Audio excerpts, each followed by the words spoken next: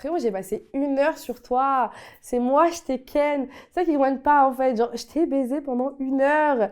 Donc, faut aussi remettre les choses dans son contexte. Pourquoi c'est toujours les gars qui baisent les meufs et jamais les meufs qui baisent les gars? Et pourquoi c'est toujours eux qui choisissent les meufs et pas... Enfin, faut arrêter ce sens-là. Il n'y a pas de sens.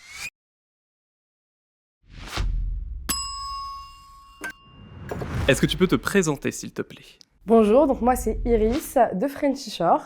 J'ai 23 ans et je suis là pour papoter avec vous. J'ai une première question à te poser. Dis-moi tout. Est-ce que tu es fière de toi? Ah oui, je suis très fière de moi parce que je sais qui je suis en fait déjà et je sais ce que je veux et donc tout ce que j'ai accompli c'est avec fierté et sans regret. Donc je le suis.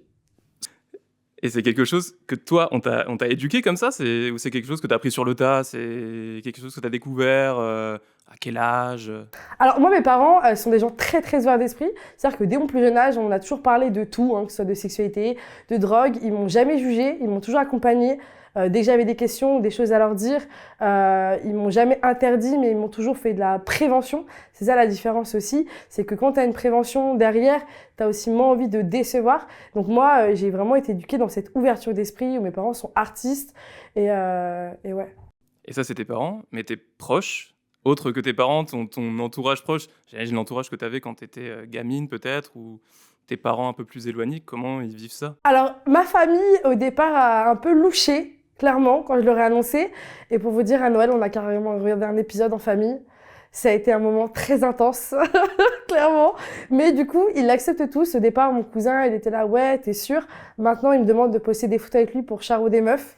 Il me dit, s'il te plaît, prends des faux parce que moi, je veux trop. Ok. Oui. Si on peut un peu parler de là où tu viens. Eh ben oui, moi je viens de la campagne. Moi je suis très terre à terre et en même temps très pétasse. Enfin, il y a ce mélange un peu des deux. Mais là-haut, ça détonne, ce comportement. Toi, tu détonnes dans ton petit village, là.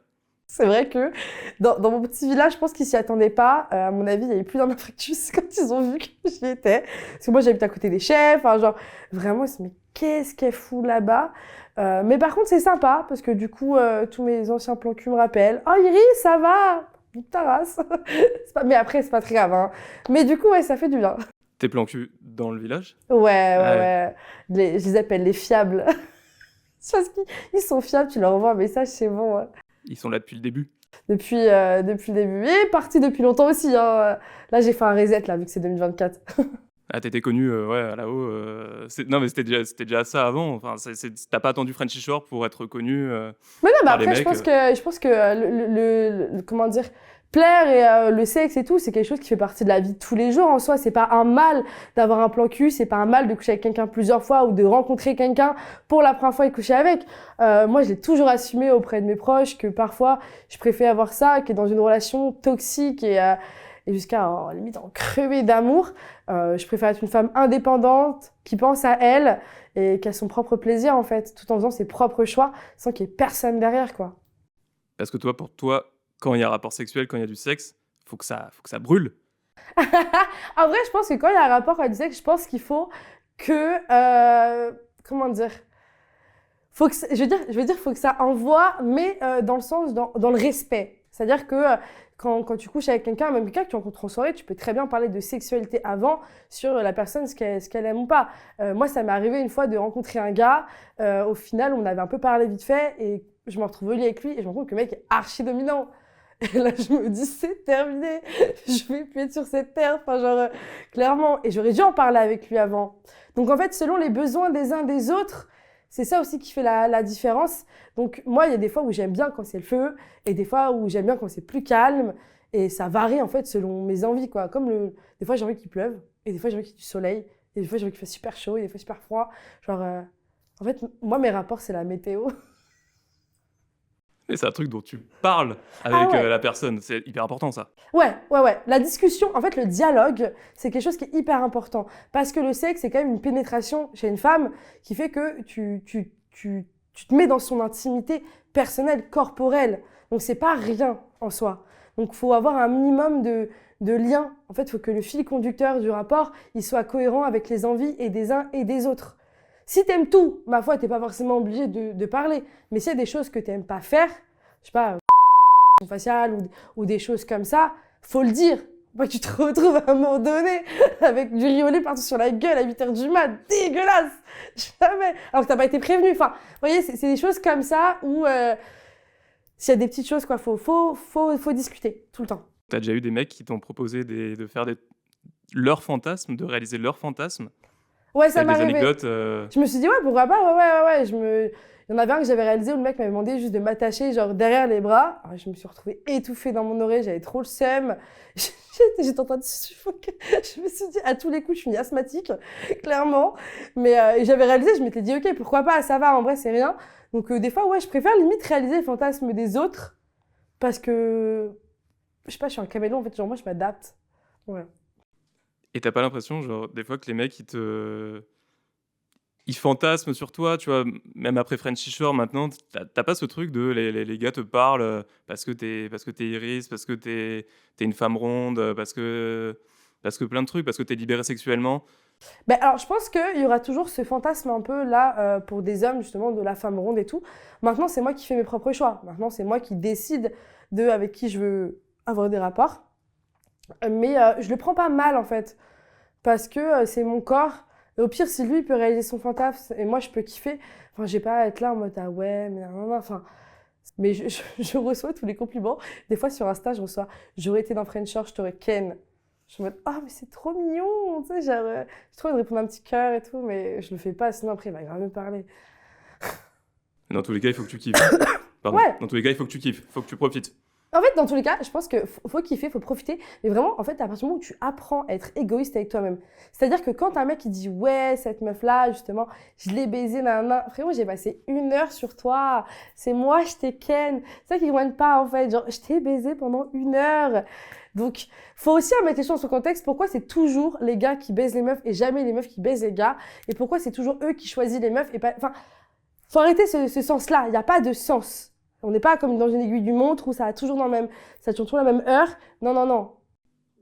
Et ça, t'es consciente que, par exemple, pour un public jeune qui regarde Frenchy Shore, c'est hyper important d'avoir ce genre de visualisation de contenu. Parce que tu vois des meufs qui sont girl power, si je veux pas, je veux pas, c'est elles qui décident.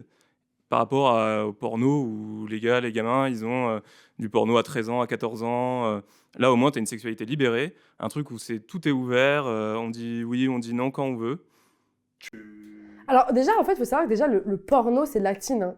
Le porno, ce n'est pas la vraie vie. C'est scénarisé, hein. Il y a vraiment des scénarios. Bon, après, ça dépend des pornos, ça dépend si c'est amateur ou pro, quoi. Mais dans tous les cas, un porno, c'est fait pour réaliser des fantasmes visuels, en fait, et psychologiques et stimuler des gens. Frenchy Shore, c'était la vraie vie. C'est-à-dire que les fellations qu'il y a eu, on n'était pas sur des fellations de porno qui duraient 2 heures. Enfin, les jeunes s'identifient à ça, malheureusement, parce que le sexe a pris une place énorme dans la société. C'est devenu quelque chose vital, important. Et Frenchy Shore, c'est juste des jeunes qui kiffent leurs vacances. Ce qui se passe à Frenchy Shore, il se passe la même chose à Marbella l'été dans les villas, hein. Par contre, ce qui se passe dans les pornos, il se passe pas la même chose quand tu couches avec quelqu'un. Enfin, les meufs, moi je sais que personnellement, je serais pas capable de tenir 1 heure au lit avec un rythme qu'ils ont. Dans French Shore, on est sur un rythme de réalité. Dans le porno, on l'est pas. Mais les jeunes, ils s'identifient à ça parce que visuellement, tu retiens plus facilement ce que tu vois, ce que tu as envie d'interpréter. Et eux, ils veulent trop être des bonhommes, comme dans les pornos, à dire ouais, je les baisse toutes, je vais la démonter. Pas du tout, ça se passe pas comme ça en fait. Parce qu'il y a des filles, elles pourront pas supporter. Il y a des corps, des vagins différents. Moi, j'ai un dicton qui dit chaque clé a sa serrure. Si t'arrives avec un zeb de 24 centimètres et que la pauvre, elle a un petit vagin, enfin, ça peut être hyper dangereux, genre. Et toi, tu veux pas, ça te tente pas de faire du porno? Pas du tout. Pas du tout. Parce que justement, le porno aujourd'hui, l'industrie du porno, c'est devenu trop sale. Il y a du manque de respect, il y a du viol, il y a beaucoup de choses. Et je pense que même si un jour, genre, imaginons, je voudrais en faire, je pense que je me sentirais pas protégée, en fait, sur mes envies. Moi, j'ai vu des femmes qui parlaient de tout ça, qui disaient, mais t'arrives sur le plateau, en fait, on t'a dit de faire ci, ça, ça, et en fait, tu te retrouves à faire d'autres trucs de plus en plus graves, en fait, euh, à ton insu. Donc, moi, j'ai pas envie de perdre le contrôle de mon corps. Ça m'intéresse pas du tout. Parce qu'on te voit sur Frenchy Shore couché. Donc on pourrait se dire, tu vois, bah, alors autant qu'elle le fasse et que ça soit rémunéré, ou enfin, que ça soit à dispo Ouais. à tout le monde, tu vois. Parce que French Shore, c'était très sécurisé. C'est-à-dire que dans French Shore, on avait carrément des petits boîtiers où s'il y avait quoi que ce soit, on pouvait tirer dessus. Il y avait une alarme dans toute la maison. Tout était filmé. On ne pouvait pas avoir de problème en soi. Donc moi, j'aimais bien aussi ce côté-là où on était en sécurité tous ensemble. La production, elle était très bienveillante par rapport à ça. On était très bien encadrés. Il y avait des préservatifs, du lubrifiant. Enfin, même nous, les Frenchers, comment on était, jamais personne a manqué de respect ou a essayé quelque chose dans la nuit. Enfin, Mais toi, justement, tu baises ou tu fais l'amour? eh ben, c'est comme la météo, ça dépend des jours. En vrai, je pense que ça dépend du mood. Il y a des jours où tu as plus envie de baiser, on va dire, et tu as des jours où tu as plus envie de douceur, en fait. Donc, ça, c'est vraiment... C'est pas en fonction de la personne, c'est vraiment en fonction de toi. Ouais, bah, en fait, je pense qu'après, il y a des gars où, je sais pas, sur le moment, je vais me dire, tiens, là, j'ai envie que ça envoie, bon, bah, ça envoie. Et des fois, d'autres où j'ai envie que ce soit plus doux, plus simple. Ça dépend grave du feeling aussi que tu as avec quelqu'un. Quelqu'un avec qui tu as parlé un peu, juste comme ça, bon, il n'y a pas trop de feeling, et je veux dire, allez, tu baises. Quelqu'un avec qui tu as plus discuté, c'est un peu plus profond, bah, tu kiffes un peu plus faire l'amour, parce que tu as un désir qui n'est pas le même, tu vois. Mais T'es pas nymphomane. non, pas du tout, pas du tout. T'as des potes qui le sont, enfin, tu vois comment c'est, tu le ressens pas, tu ressens pas Ben, ce je pense que besoin. je pense vraiment que la nymphomanie, à mon avis, c'est quelque chose qui des fois on veut pas peut-être se l'avouer à soi-même. Moi, je le suis pas parce que comme je dis, je m'en fous de rien faire pendant 2 mois. Je suis dans mes trucs, enfin, je suis dans mes séries. C'était quoi ta première fois? C'est de la grosse merde. Clairement, j'étais pas du tout prête. Je m'étais dit non, mais personne ne voudra jamais coucher avec moi et tout. Et j'ai forcé un peu le truc. Et du coup, c'était nul. Nul de chez nul. Franchement, c'est comme manger une choupa-choupa avec une pâteuse. Horrible. Ta dernière fois? C'était hier matin. Qu'est-ce qui s'est passé? Du coup, c'est passé que j'étais en soirée. Et du coup, pareil, on a rencontré un pote, un gars qu'on connaissait et tout. Et j'étais, je sais pas, j'étais bien. Et je me suis dit, allez, on va aller niquer les oreilles de mes colocs. Parce que je suis en coloc en plus, moi, je me... Zéro respect. Mais c'est pas grave. C'est bon, c'est pas tous les 4 matins. Et du coup, il est venu chez moi et ça s'est super bien passé. C'était un mec grave. Il m'a posé, c'est ça qui est hallucinant et ça m'arrive pas souvent. Il m'a demandé plein de fois, qu'est-ce que toi tu veux que je te fasse? Et c'est tout bête, hein.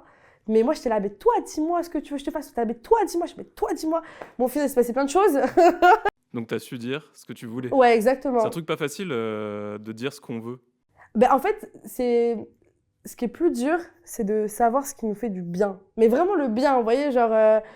une fois que tu le dis, une fois que tu l'extériorises, mais c'est vrai que c'est pas simple, hein, parce qu'il y a des gars, tu vas leur demander un truc, ils vont dire, tu sais, ils vont être surpris, moi, c'est pas trop mon style, ça. Et je me dis, moi, nique sa mère, pas hésiter, je vais leur demander. Et dernière question, ta prochaine fois? Ma prochaine fois, et ben, en espérant que ce soit bientôt.